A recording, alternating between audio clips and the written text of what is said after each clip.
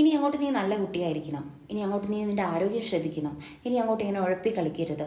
ഞാൻ ഏത് വാക്കാണ് ഇപ്പം ഇങ്ങനെ റിപ്പീറ്റ് ചെയ്തുകൊണ്ടിരിക്കുന്നത്? യെസ്, ഇനി അങ്ങോട്ട് അല്ലേ നമ്മൾ പറയാറുണ്ട്. അപ്പോൾ അതിന് പകരം നമുക്ക് എന്ത് പറയാം? Here after. എന്താണ് ഹിയർ ആഫ്റ്റർ? ഓക്കെ, അങ്ങനെയാണെങ്കിൽ ഇനി അങ്ങോട്ട് നീ കൃത്യമായി ഭക്ഷണം കഴിക്കണം, ഇനി അങ്ങോട്ട് നീ കൃത്യമായിട്ട് ഭക്ഷണം കഴിക്കണം. അപ്പം പ്രയോഗം ഞാൻ പറഞ്ഞിട്ടുണ്ട്. അപ്പം അതിന് നമുക്ക് എന്ത് യൂസ് ചെയ്യാം? ഷുഡ് യൂസ് ചെയ്യാം അല്ലേ? അപ്പം എങ്ങനെ പറയാം? Yes, here after you should eat the food properly. Here after you should eat the food properly. Yes, എന്ന് എൻ്റെ ഒപ്പം പറഞ്ഞേ. Yes, here after you should eat the food properly. അങ്ങനെയാണെങ്കിൽ ഇനി അങ്ങോട്ട് നമ്മൾ എല്ലാ ദിവസവും സംസാരിക്കും. അതായത് ഫ്യൂച്ചറിൽ നടക്കാൻ പോകുന്ന കാര്യമാണ്. ഇനി അങ്ങോട്ട് നമ്മൾ എല്ലാ ദിവസവും സംസാരിക്കും. അപ്പോൾ എങ്ങനെ പറയാം? Yes, here after we will talk every day. Here after we will talk every day.